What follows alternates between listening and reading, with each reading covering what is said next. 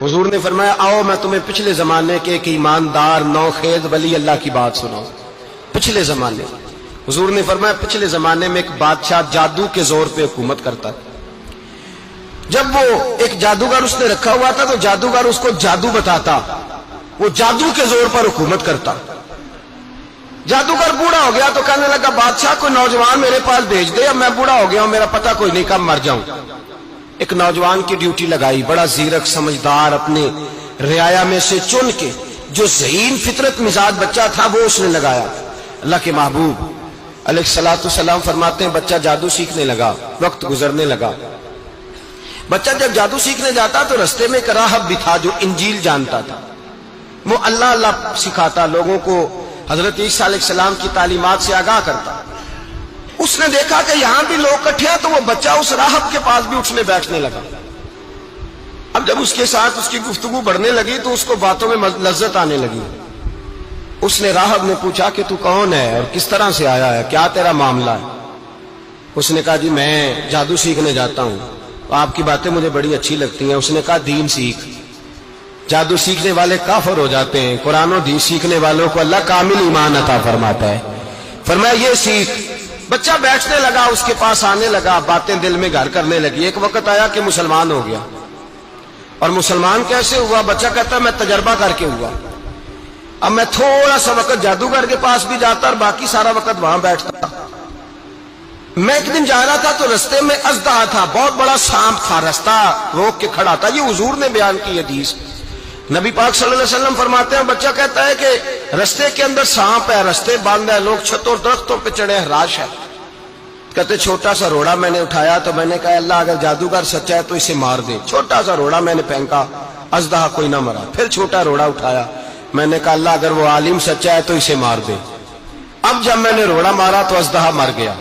میرے اندر سے گواہی آئی نہیں دین کی باتیں سچی ہیں, نہیں قرآن کی باتیں اسلام سمجھانے کے لیے عرض کر رہا ہوں. اگرچہ اس دور میں انجیل تھی, اللہ رسول کی باتیں اچھی ہیں.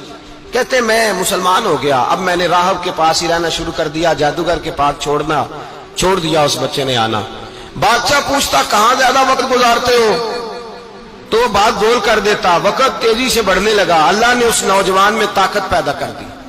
اب وہ اس کے اندر نا اللہ نے توانائی روحانیت پیدا کر دی. ابھی جوان ہے, 14-15 سال عمر ہے. اللہ نے اب جو بیمار بھی آتا وہ دعا کرتا تو اللہ صحت عطا کر دیتا.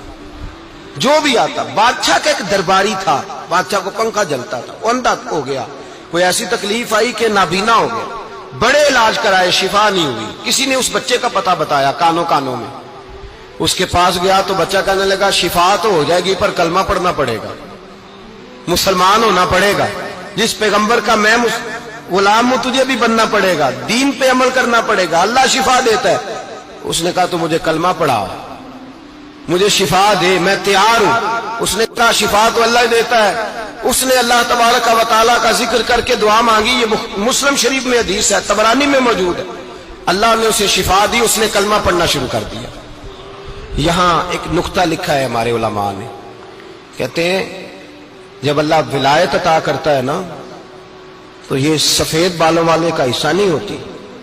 اگر جوانی میں کوئی آدمی توبہ کر کے تصوف کے راستے پہ چلتا ہے تو سب سے زیادہ ولایت اللہ اسے عطا فرماتا ہے. سب سے زیادہ ولایت اس کے پاس ہوتی ہے. ابھی اس کے بال کالے ہیں, چڑھتی جوانی ہے, دعا کی تو اللہ نے, اور حدیث پاک میں موجود ہے کوڑے آتے تو شفا یاب ہو جاتے, اندھے آتے تو شفا یاب, برس والے آتے تو اللہ سے دے. جوان ہے. بادشاہ کے پاس وہ واپس گیا, وہ جو آدمی جس کی آنکھیں ٹھیک ہوئی تھی. بادشاہ نے پوچھا کہ کیسے شفا ملی؟ تو کہنے لگا میرے رب نے شفا دی ہے.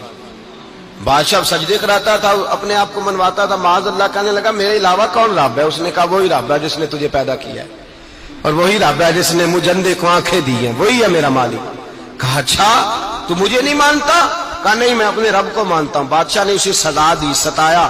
اس نے بچے کا پتہ بتایا, پھر بچے کو بلا کے ستایا تو اس راہب کا پتہ بتایا. راہب بھی قتل ہو گیا, نابینا بھی قتل ہو گیا. بادشاہ نے کہا سپاہیوں سے اس بچے کو لے جاؤ اور پہاڑ کی چوٹی پہ جا کے نیچے پھینکو تاکہ مر جائے.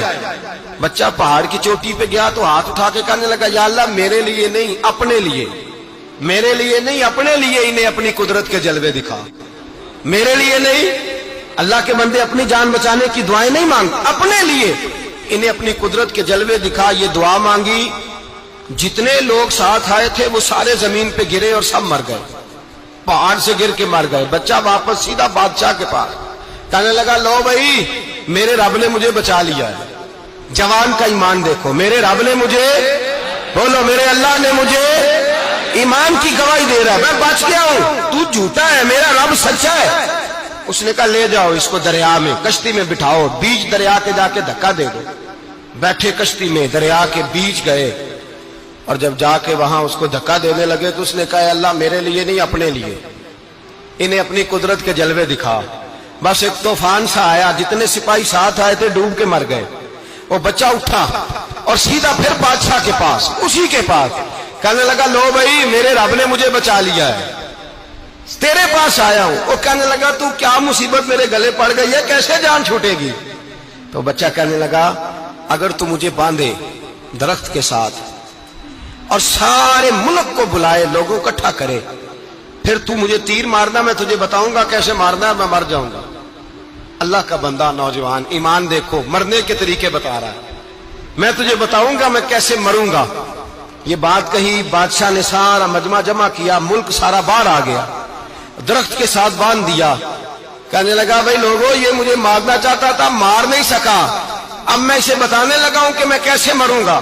اسے کہو جب تیر مارے تو ساتھ میرے رب کا نام بھی لے, میں اپنے رب کے نام پہ جان دوں گا, ایمان کی پختگی میں اللہ کے نام پر جان دوں گا. اسے کہو رب کے نام پہ مارے, مر جاؤں گا.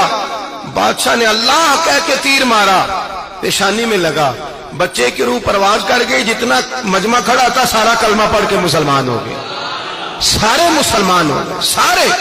میرے رسول پاک سید عالم صلی اللہ علیہ وسلم نے نوجوانوں کو بتایا, جب تمہارے اندر ایمان کی قوت آئے گی تو اللہ تمہاری مدد کرے.